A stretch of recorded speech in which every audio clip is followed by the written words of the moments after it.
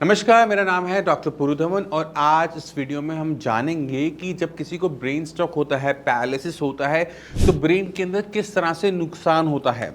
क्योंकि बहुत कम पेशेंट ये जानते हैं कि पैरालिसिस में नुकसान ब्रेन के अंदर हो रहा होता है। उनको लगता है कि क्या उनका हाथ नहीं चल रहा, पैर नहीं चल रहा, तो कोई ना कोई चीज़ उनके हाथ और पैर के साथ खराब है। बट अगर आप ये जान जाते हो कि आपको नुकसान कैसे हुआ, क्यों हुआ, किस वजह से हुआ और इसे कैसे ठीक करना है, तो वहाँ से रिकवरी लेना बहुत आसान हो जाता है। तो जब किसी को पैरालिसिस यानी खासकर ब्रेन स्ट्रोक होता है, तो इसके मुख्यतः दो कारण होते हैं। आपके ब्रेन के अंदर ब्लड सप्लाई के अंदर किसी टाइप का क्लॉट आ जाए, जैसे आप स्क्रीन पे देख रहे हैं क्लॉट आ जाए, तो ब्लड आगे नहीं जा पाता। अब जब ब्लड होता है वो अपने साथ खाना भी लेके जाता है और ऑक्सीजन लेके भी जाता है।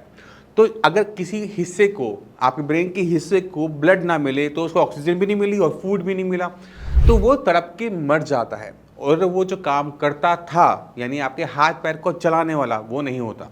तो अगर ब्रेन के अंदर ब्लड सप्लाई क्लॉट से इफेक्टेड हो जाए या क्लॉट की वजह से रुक जाए, तो उसको हम इस्केमिक ब्रेन स्ट्रोक कहते हैं।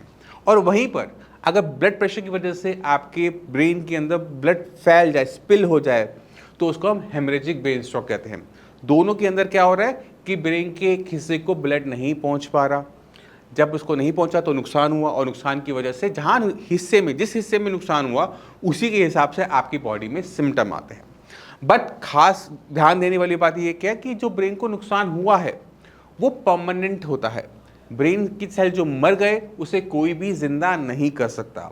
एक और बहुत इंटरेस्टिंग जानने वाली बात यह है कि ब्रेन जब हम पैदा होते हैं, मान लो कि मेरे दिमाग के अंदर 1 लाख न्यूरॉन सेल्स है, ब्रेन के सेल्स है वो 1 लाख है। मैं बड़ा भी हुआ, मेरी आज एज हो गई 40 के आसपास, 38 हो गई है, तो इतनी एज तक मेरे ब्रेन के अंदर एक नया सेल पैदा भी नहीं हुआ है। मेरा ब्रेन का साइज देखो कितना बड़ा हो गया, जब छोटे थे इतना सा होता है, इतना बड़ा हो गया, बट एक नया सेल भी पैदा नहीं हुआ। वो कम तो हो सकते हैं न्यूरॉन सेल्स, बट वो अपनी संख्या को बढ़ा नहीं सकते। बट मेरे ब्रेन ने डेवलपमेंट कैसे करी? हमारे ब्रेन में जो डेवलपमेंट होती है वो अलग तरीके से होती है इन कंपैरेटिव टू हमारे अदर बॉडी ऑर्गन्स। वहाँ पर संख्या बढ़ रही होती है, सेल्स की संख्या, नंबर्स बढ़ रहे होते हैं, बट ब्रेन के अंदर ऐसा नहीं होता। ब्रेन के अंदर जो सेल्स है उनका साइज बड़ा हो रहा होता है, नंबर नहीं बदलता, साइज बदलता है। तो इसको हम कहते हैं न्यूरोप्लास्टिसिटी। अब ब्रेन जब हमारा कॉम्प्लेक्स भी हो जाता है, पहले हमें बोलना नहीं आता, हम बोलना शुरू करते हैं, चलना नहीं आता, हम चलना शुरू करते हैं, मैथ्स में अच्छे होते हैं, साइंस में अच्छे होते हैं, डिफरेंट फील्ड्स को ज्वाइन करते हैं, तो हमारा ब्रेन की अंदर ये डेवलपमेंट हो रही होती है। इसी वजह से हम किसी टॉपिक को समझ पाते हैं और उसमें हम बेटर होते चले जाते हैं। तो ब्रेन के अंदर पर्टिकुलर हिस्सा अच्छा हो रहा है, मैथ्स है तो लॉजिक है, अगर पोइट्री हो रही है तो ब्रेन का दूसरा हिस्सा अच्छा होता जा रहा है। किसी की आर्ट बहुत अच्छी होती है, किसी की इमेजिनेशन बहुत अच्छी होती है, वो मैथ्स में फेल हो रहा होता है। ये इसलिए हो रहा होता है क्योंकि ब्रेन का एक हिस्सा अच्छा हो रहा है, दूसरा हमने उस पर ध्यान ही नहीं दिया। इसकी वजह से हम देखते हैं कि हमारा जो एक टेंडेंसी होती है किसी चीज़ को पसंद करने की, वो भी इसी पे डिपेंडेंट होती है। तो ये जो न्यूरोप्लास्टिसिटी है, इसके अंदर हो क्या रहा है वो उसको आप स्क्रीन पे देखो। तो आप स्क्रीन पर जब आप देख रहे हो तो यहाँ पे 2 न्यूरॉन सेल्स हैं। ये लैब में हम देख रहे हैं, लैब के अंदर माइक्रोस्कोप के अंदर देख रहे हैं। ये सेल्स बड़े हो रहे हैं, इनके देखो आप, इनके हाथ, जैसे मैं आपको दिखाता हूँ न्यूरोप्लास्टिसिटी, ये अब आपस में ज्वाइन हो रहे हैं। ये जो ज्वाइन हो रहे हैं तो इन 2 सेल्स के बीच में क्या हो गया, हैंडशेक हो गया। अब ये सेल्स अभी स्क्रीन पर सिर्फ 2 सेल्स है, इसलिए आप इसे 2 से देख पा रहे हो, 2D में देख रहे हो। बट ब्रेन के अंदर जाओगे ना तो एक सेल से बहुत सारे सेल्स जुड़े हुए होते हैं, मक्कर जाल की तरह होता है, बिल्कुल नेटवर्क की तरह होता है। ये जो नेटवर्क है जितना कॉम्प्लेक्स होगा, जितना ये ज़्यादा कनेक्शंस बनाएगा, उतना डेवलप आपका ब्रेन होगा। अब आप खुद सोचो कि एक आइंस्टाइन में और आप में और मेरे में फ़र्क क्या है? फ़र्क है आईक्यू का। अब आईक्यू कहाँ से बनता है? ब्रेन से बनता है। तो उनके ब्रेन में ऐसा क्या होगा कि जो हमारे ब्रेन में नहीं है, हम इतना अच्छा नहीं सोच पाते? रीज़न है ये कनेक्शंस। तो अब जब ये कनेक्शन इफेक्टेड हो जाते हैं, जब ये सेल्स मर जाते हैं, तो बेसिकली कनेक्शन कहीं ना कहीं टूट जाते हैं, जिसकी वजह से हमारा जो आर्म का, हमारे हाथ का, हमारे पैर का जो कनेक्शन है ब्रेन से, वो टूट जाता है। बट ध्यान देने वाली बात क्या है कि 6 महीने में आप में इंप्रूवमेंट होनी शुरू होती है। जब ब्रेन के सेल मर गए थे, कनेक्शन टूट गए थे, तो पहले 6 महीने में, यानी ब्रेन स्ट्रोक होने के बाद पहले 6 महीने में इंप्रूवमेंट कैसे आई, बहुत इंपॉर्टेंट चीज़ है। अगर आपने इसको समझ लिया तो आप पैरालिसिस को ठीक कर पाओगे। तो ब्रेन के अंदर क्या डेवलपमेंट हुई थी, ये जो न्यूरोप्लास्टिसिटी आप स्क्रीन पे देख रहे हो ना, ये बहुत स्पीड से होने लगी थी, क्योंकि ये आपका हीलिंग प्रोसेस भी है ब्रेन का।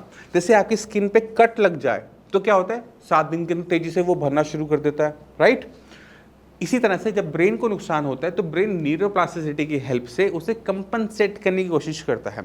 प्रॉब्लम क्या होती है, ये जितनी स्पीड से होता है ना, उतनी स्पीड से रुकता भी है। पहले 6 महीने में बहुत अच्छी इंप्रूवमेंट आएगी, जैसे पहले महीने में कुछ खास नजर नहीं आता, बट दूसरे तीसरे महीने में बहुत अच्छी इंप्रूवमेंट आती है, चौथे में थोड़ी कम, पांचवें में और कम, छठे में आते आते वो बंद हो जाती है। उसकी बात आप जो मर्जी कर लो, जो मर्जी फिजियोथेरेपी, जो मर्जी मेडिसिन, जो मर्जी एक्सरसाइज, आपको रिजल्ट्स नहीं देखने को मिल रहे होते। आप थक जाते हो, डिप्रेशन में चले जाते हो, स्ट्रेसअप हो जाते हो। बट अगर किसी भी तरीके से हम इस न्यूरोप्लास्टिसिटी को दोबारा से स्टार्ट कर दें तो क्या होगा, तो इम्प्रूवमेंट आनी शुरू हो जाएगी, और यही इम्प्रूवमेंट हमें चाहिए होती है। तो अब ये नेचुरल तरीके से पहले आ रही थी, अब नहीं आ रही। अब हमें ऐसा कुछ चाहिए जिससे हमारी न्यूरोप्लास्टिसिटी दोबारा से स्टार्ट हो सके, और यहीं पर हेल्प करता है मेडिसिन। जब आप साइंस इंजीनियरिंग में आते हो, आप अक्सर मेरे से पूछते हो, डॉक्टर साहब आप सब डॉक्टर मना कर रहे हैं, आप कैसे कह रहे हो कि इंप्रूवमेंट आएगी, इससे आई। अब ये आपको पता है साइंटिफिक तरीके से। अब आप टेस्टिमोनियल्स देखो, पेशेंट से बात करो, तो आपको खुद समझ में आना शुरू होगा कि ऐसा पॉसिबल है। नमस्कार, मेरा नाम है डॉक्टर पुरुधवन और आज हमारे साथ एक पैरालिसिस के पेशेंट हैं जिनका नाम है हेमेंद्र। हेमेंद्र कहाँ रहते हो? मानेसर। मानेसर। अच्छा, ये पैरालिसिस कब हुआ था हमें? 17 अगस्त 2020 में। 2020 में हुआ था, अब 3 साल होने वाले हैं। हाँ जी।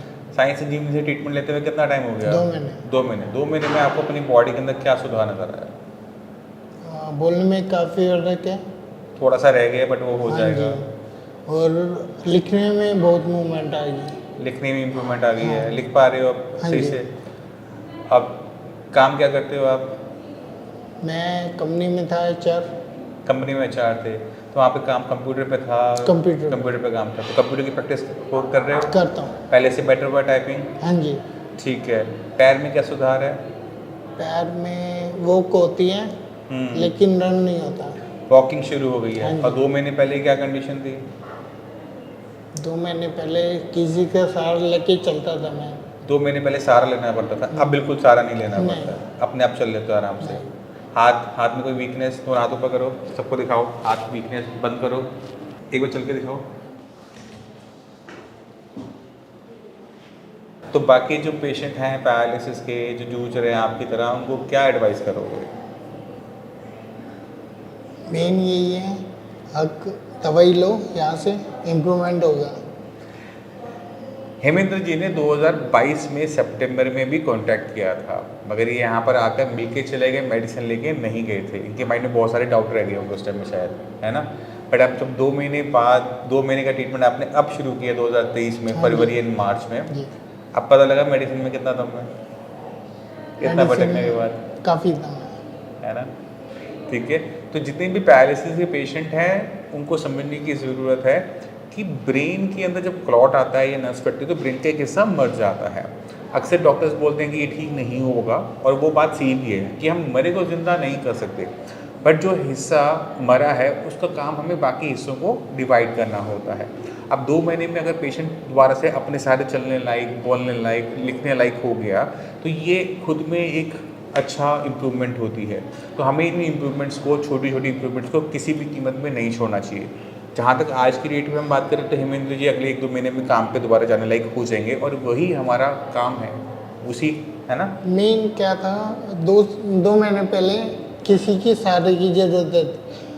अब अकेला चलता हूँ, बस से आता हूँ, ठीक है, और इवन गाड़ी भी चलाता हूँ। गाड़ी भी चला रहे हो? हाँ जी। 2 व्हीलर 4 व्हीलर? 4 व्हीलर। 4 व्हीलर चला रहे हो? Automatic manual? मैनुअल। मैनुअल। थोड़ा ध्यान रखना हाँ हाँ। ब्रेकिंग का, कोई है ना, ये ना हो किसी को आप चोट पहुँचा दो। इवन पहले तो बैग ही करता था, अब तो 150-200 किलोमीटर चला लेता हूँ। बढ़िया, बहुत बढ़िया है। ऐसे अच्छा लगता है जब ऐसे पेशेंट आते हैं, इतनी अच्छी इम्प्रूवमेंट बताते हैं, तो खुद को लगता है कि हम कुछ अच्छा काम कर रहे हैं। और ये बहुत ज़रूरी होता है किसी भी डॉक्टर के लिए, क्योंकि अवार्ड ट्रॉफी डॉक्टर्स के लिए लेना बहुत आसान काम होता है, मगर जब अच्छे पेशेंट जब ठीक होता है ना, उससे बढ़िया ना खुशी होती है ना कोई अवार्ड होता है। पहले क्या था, टू व्हीलर पे जब चलते थे ना तो कॉन्फिडेंस नहीं आता था। अब टू व्हीलर थोड़ा चलाते हैं लेकिन चलाते हैं। चलाते हो, हाँ जी। गिरने का डर तो नहीं लगता उसमें? डर तो लगता है। हाथ में भी ऐसे तो नहीं ना कि ब्रेक लेट लगती हो? नहीं, वो दिक्कत नहीं आती। दिक्कत ये आती है हाँ टाइम पे ब्रेक लगेगी नहीं लगेंगे, मैं वो इसलिए तो क्या पूछ रहा हूँ आपसे, क्योंकि हाथ में वाइब्रेशन है अभी। हाथ में वाइब्रेशन है। हाँ जी। बट अभी आप कोशिश करोगे आप खुले में चलाओ ग्राउंड में, क्योंकि किसी को और को नुकसान ना पहुँचे। अभी तो ग्राउंड में ही चलाता हूँ। ग्राउंड में चला रहे हो अभी, और गाड़ी भी ग्राउंड में चला रहे हो, सड़क पे चला रहे हो? सड़क सड़क पे चला रहे हो, हाईवे पे, मनेसर का हाईवे, गुड़गांव मनेसर हाईवे। मानेसर मेहंदगढ़। अच्छा, मनेसर से मनेसरगढ़, ठीक है। चलो हमारी पूरी और इवन इसमें डे भी नाइट भी, डे नाइट भी, चलो क्या? ये तो अच्छी बात है, बहुत अच्छी क्योंकि यहाँ improvement से है। 6 बजे निकलते हैं और घर पहुँचते हैं 8-9 बजे तो आप अभी तो काम कर नहीं रहे, आप कह रहे थे अभी तो घर तो जाता हूँ। तो जॉब से जा रहे हो, काम हाँ। कर रहे हो अभी? नहीं, हाँ। वाइफ कर रही है जो। तो उनको लाना ले जाने वाला काम कर रहे हो? हाँ, यही क्यों बच गया। चलो अच्छा है ना, टाइम मिल गया, जी। ठीक है। बट हाँ, ख़त्म होने वाला है, थोड़ी सी अपनी मेहनत करो, आप जितना हो सके रनिंग। अभी आपने थोड़े से लेदर शूज़ पहने हुए हैं, स्पोर्ट्स शूज़ डालो, और पार्क में, रोड पे, कहीं पर भी अपने रनिंग वाले पार्ट को टाइम दो। गाड़ी जब चलाओगे 1.5 घंटा 2 घंटा गाड़ी चलाते हो, उसमें आपकी एक्सरसाइज बंद हो जाती है। हमें वो टाइम लगाना है अपने आप पर, ठीक है। तो अपना जो टाइम है उसको सही से यूटिलाइज करते हुए रनिंग पे, कि थोड़ा सा अभी हल्का सा झटका लगता है जब आप चलते हो, वो ख़त्म हो जाना चाहिए। मेन दिक्कत आती है कॉन्फिडेंस की। वो बैलेंस जब ढंग से बनेगा वो हो जाएगा। वो जो हल्का सा जो आपको लगता है ना चलते समय कि यू नो पैर इधर लेफ्ट राइट जा रहा है, मैं उसी चीज़ की बात कर रहा इवन हूँ। कल ये भी किया था, जैसे रोड क्रॉस करना होता है ना, हम्म, तो वो भी किया था वो मैंने। तो हो जाएगी, वो तो आराम से हो जाएगी। कैसे हो जाएगा? वो तो आप रनिंग रोड में नहीं होगा। रनिंग नहीं हो पाएगी। तो रनिंग में किया था मैंने। रनिंग में किया था, हाँ जी। जैसे शेर पीछे पड़ जाए तो जिसको भागना ना आता वो भागना शुरू कर देता है, हाँ। कल आपने वो वाला काम कर हाँ दिया। जी। मत करना, ऐसे दौड़ लेना, ठीक है। ठीक है ना, ऐसे क्या होता है एक्सीडेंट में सामने वाले गाड़ी वाले को नहीं पता ना कि आपको दिक्कत है, वो तो अपनी स्पीड से आ रहा है, उसको लगेगा कि आप भागोगे। लेकिन आपके हाथ तो काम करते हैं, उसको रुकने के लिए बोलोगे रुक जाएगा वो। इतना इतना डॉक्टर कभी भी नहीं बोलेगा कि अपने लाइफ को रिस्क हाँ, में डालो। डॉक्टर नहीं बोलेगा, ऐसी बात है। आप बात को समझो, आप जो कर रहे हो अच्छी इम्प्रूवमेंट है, थोड़ा सा वेट कर लो, फिर सब कुछ करना ही करना है। आप दौड़ो, दौड़ने के लिए मना नहीं है, बट ग्राउंड में दौड़ो कि चोट लगने की संभावना ना हो। गाड़ी के सामने दौड़ने का कोई मतलब नहीं बनता। नहीं, दौड़ने में एक दिक्कत आती है, जैसे ग्राउंड में दौड़ते हैं ना तब ऐसा लगता है गिर जाएंगे अभी। अब कल जब सड़क पे दौड़े तब लगा, तब तो क्रॉस ही किया था। तब डर था वो डर तो था, गिरने का। गिरने का नहीं मरने का। हाँ, तो वहाँ पे क्या हुआ कि जब आप चल रहे हो ना तो अपने लेग पे फोकस कर रहे हो कि मैं कैसे चल रहा हूँ। जब आप गाड़ी के सामने दौड़े तब आपको ये नहीं था, आपको बस ये था कि आपको सड़क पार करनी है। तो दोनों चीज़ों में फ़र्क आ गया। नहीं, इससे डर खत्म उसमें हो कोऑर्डिनेशन का फर्क आता है। ये साइड है, आ रही है गाड़ियाँ, ये जा रही हैं, गया। हाँ, आप कैसे क्रॉस करोगे? माइंड में फोकस खत्म हो गया ना। आपने फोकस अपने पैर से हटा के गाड़ी पे लगाया कि गाड़ी इधर से आ रही है, ये गाड़ी इधर से आ रही है, मुझे इतनी स्पीड पकड़नी है, तो मैं ये रोड इस तरह से क्रॉस कर लूँगा। तो वहाँ पर हमारा फोकस बदल गया। इस वजह से उस टाइम में हमें डर गिरने का नहीं लगा, डर हमें लगा गाड़ी का, कि गाड़ी लग ना जाए। ठीक है, तो वही है कि आपको अपना ये अपने माइंड से अब निकालना पड़ेगा कि मैं गिर जाऊँगा। नहीं गिरोगे, गिरोगे तो कहाँ से गिरोगे? जितने खड़े हो उसी से गिरोगे ना, 3-4 फुट से, चोट नहीं आ सकती। ठीक है ना। तो इस चीज़ का थोड़ा सा ध्यान रखो। बाकी अभी 2 महीने हुए हैं, उम्मीद करते हैं अगले 2 महीने के अंदर हम आपका ट्रीटमेंट भी बंद कर दें। ठीक है, ये जो इम्प्रूवमेंट आई है 2 महीने में, बस इसी के 2 महीने आगे और खींचना है, काम बन जाएगा हमारा। ठीक है। तो आपने खुद देखा कि पैरालिसिस पेशेंट जो पुराने होते हैं उनमें भी इम्प्रूवमेंट आती है, और उसके पीछे जो रीज़न है उसको भी आप समझना शुरू कर दिए। अब जब आपके माइंड में आता है कि डॉक्टर साहब कितना टाइम लगेगा, मैं कब ठीक होऊंगा, तो एक चीज़ का हमेशा ध्यान रखना, जब भी आप श्रेयास में पैरालिसिस का ट्रीटमेंट लेने आते हो ना, तो हम कोशिश करते हैं कि पहले महीने में ही आपको इम्प्रूवमेंट दिख जाए, चाहे 10 पैसे की आए चाहे वो 20 पैसे की आए, बट हम चाहते हैं कि पहले महीने में ही आपको इम्प्रूवमेंट दिख जाए। इसलिए जब भी आप आते हो और जब आप मेडिसिन मंगवाते भी हो, तो उसमें एक पेपर में आपको बहुत क्लियरली मेंशन होता है कि आपने ट्रीटमेंट शुरू होने से पहले अपनी वीडियो बनानी है और 1 महीने बाद फिर से बनानी है, जिससे आप अपने ट्रीटमेंट की बिफोर एंड आफ्टर वीडियोज़ को खुद ब खुद देख सको कि इसमें फ़र्क है या नहीं है। क्योंकि जितने खुश आप लोग होते हैं अपने अंदर इंप्रूवमेंट देखकर, उतने ही खुश हम भी होते हैं आप में इंप्रूवमेंट देख के। क्योंकि जब हमें ये पता लग जाता है कि हम सुधर रहे हैं, इंप्रूवमेंट हो रही है, ब्रेन हमारा पहले से बेटर हो रहा है, हमारा हाथ चलने लगा है, हमारा पैर चलने लगा है, तो पेशेंट को पता लग जाता है कि मैं सही रास्ते पे चल रहा हूँ। जब मुझे पता लगे कि मैं सही रास्ते पे चल रहा हूँ तो उसमें टाइम कम ज़्यादा लग सकता है डिपेंडिंग अपॉन कि ब्रेन के अंदर कितना नुकसान हुआ है, बट मुझे पता है कि मैं जो काम नहीं कर पा रहा था अब मैं करना लग पाऊँगा। तो ये बहुत इंपॉर्टेंट होता है जिसको हर पेशेंट को जानना चाहिए। तो किसी भी डॉक्टर के पास जाओ, चाहे मेरे पास आओ, किसी भी डॉक्टर के पास जाओ, 3 महीने दे देना। अगर कोई डॉक्टर कोई भी मेडिसिन कोई भी ट्रीटमेंट 3 महीने में आपको रिजल्ट देना शुरू ना करे, वो ट्रीटमेंट आपके लिए नहीं बना है। तो इसी तरह से आप मुझे भी इवैल्यूएट कर सकते हो। अगर मैं आपको पहले 3 महीने में आपको ट्रीटमेंट आराम ना दे पाऊँ ना, तो आप मुझे छोड़ के स्विच करके दूसरे डॉक्टर पर जा सकते हो। बट 90% पैरालिसिस पेशेंट पहले महीने में इंप्रूवमेंट दिखा देते हैं, और इसी का ही मैंने आपको प्रूफ पहले भी दिया। तो मैं उम्मीद करता हूँ इस वीडियो से आप समझ गए होंगे कि ब्रेन के अंदर किस तरह से नुकसान होता है और ब्रेन के अंदर किस तरह से इस नुकसान की भरपाई भी होती है, और जब ये भरपाई ऑटोमेटिक तरीके से नेचुरल तरीके से आना रुक जाए तो किस तरह से हम मेडिसिन की हेल्प से वो इंप्रूवमेंट दोबारा से लेकर आ सकते हैं। मैं उम्मीद करता हूँ इस वीडियो से आप काफ़ी कुछ सीख गए होंगे, समझ गए होंगे। फिर भी माइंड में कोई भी डाउट हो, कुछ भी पूछना चाहते हो, आप आके भी मिल सकते हो, और जो डॉक्टर की टीम हमने रखी है आप उनसे बात करके अपनी प्रॉब्लम का सलूशन भी ले सकते हो। इसी के साथ चलने की आज्ञा चाहूँगा। मिलते हैं अगले वीडियो में, तब तक के लिए नमस्कार।